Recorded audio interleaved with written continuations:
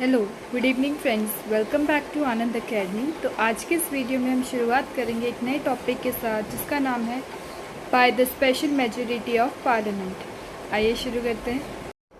Bye special majority of parliament, the majority of provision in the constitution need to be amended by a separate majority of the parliament, that is a majority the total membership of each house and a majority of two-thirds of the members of each house present and voting. The expression total membership means the total number of members comprising the house irrespective of fact whether there are vacancies or absentees. तो जैसे कि इसमें बात हो रही है article 368 की, जिसमें ये बोला जा रहा है कि पार्लियामेंट में अगर total number of members present नहीं है और अगर हमें कोई बिल पास करना भी है तो एटलीस्ट 2/3 मेंबर्स तो प्रेजेंट होने चाहिए पार्लियामेंट में कोई भी बिल को पास करने के लिए। तो ये कुछ चीज़ें इसमें बोली गई है। Then strictly speaking, the special majority is required only for voting at the third reading stage of the bill, but by way of abundant caution, the requirement for special majority has been provided for in the rules of the House in respect of all the effective stages of the bill. तो जैसे कि इसमें हम example ले सकते हैं uniform civil code का, जो बीजेपी जीतने के बाद हमारी कंट्री में लाने वाली है यूनिफॉर्म सिविल कोड। तो ऐसा कोई बड़ा जो बिल होता है, सिटीज़नशिप हो गया या कोई भी ऐसे बड़े बिल होते हैं, तो उसके लिए हमें मिनिमम 2/3 मेंबर्स का प्रेजेंट चाहिए होता है पार्लियामेंट के अंदर। और दूसरी चीज़ ये बोली है strictly speaking the special majority, उसमें ये बोला गया है कि जब पर्सन 3 बार बिल को रीड करता है, 3 टाइम्स बिल को रीड करता है, first time, second time and जब थर्ड टाइम वो बिल को रीड करता है, उसके बाद ही आप वोट कर सकते हैं और इमीडिएट आप वोट डालेंगे यस या नो। तो इस तरह से कुछ हम वोटिंग करते हैं हमारे पार्लियामेंट में। The provisions which can be amended by this way includes fundamental rights, directive principle of state policy and all other provisions which are not covered by the first and third categories। तो ये कुछ provisions है जिसमें कुछ तरह के changes हुए थे। Then the next is by special majority of parliament and consent of states,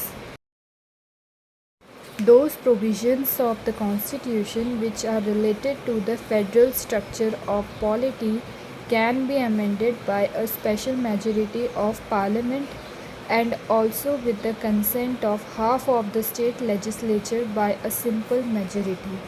तो इसमें हम एग्ज़ाम्पल ले सकते हैं। फॉर एग्ज़ाम्पल पंजाब स्टेट है जो अपना कुछ हिस्सा जो है हरियाणा स्टेट को देना चाह रहा है, ठीक है। तो इसके चलते हम क्या करते हैं, पंजाब स्टेट की मेजॉरिटी लेंगे प्लस इसमें सेंट्रल क्या करता है और भी स्टेट्स का इसमें मेजॉरिटी लेता है। इट डिपेंड्स कि वो अपना इंटरेस्ट इसमें दिखा रहे या नहीं, उससे कोई फ़र्क नहीं पड़ता है। वो जस्ट एक कंसेंट लेने के लिए बाकी स्टेट्स का जो है कंसेंट मांगते हैं। अगर वो नहीं भी देते तो भी सेंट्रल स्टेट अपना काम कर देती है। तो ये कुछ चीज़ें इसमें बोली गई है।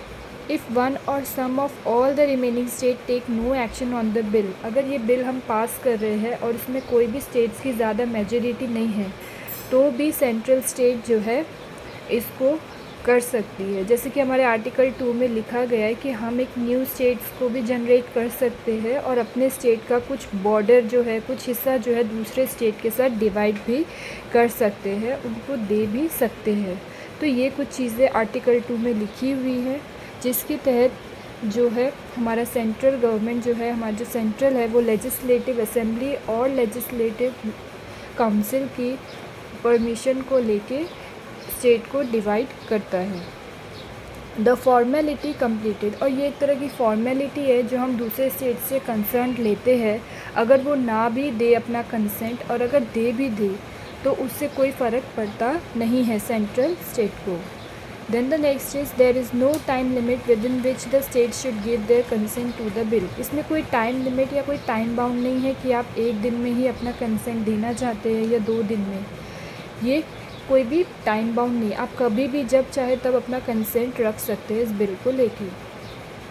Then the next is the following provisions that are amended in this way are: Number 1. Election of the President and its manner. Number 2. Extent of executive power of the Union and the states. Number 3. Supreme Court and High Courts. Number 4. Distribution of legislative power between the Union and the states. Number 5. Goods and Service Tax Council. Number 6. Any of the list in the 7th schedule. Number 7. Representation of state in parliament. Number 8. Power of parliament to amend the constitution and its procedure. तो यहाँ पे ख़त्म हो रहा है हमारा types of amendments. मिलते हैं अपने नेक्स्ट वीडियो में एक नए टॉपिक के साथ। तब तक के लिए keep on subscribe to my YouTube channel. भर भर के कमेंट्स करिए, लाइक्स करिए। Thank you, good bye.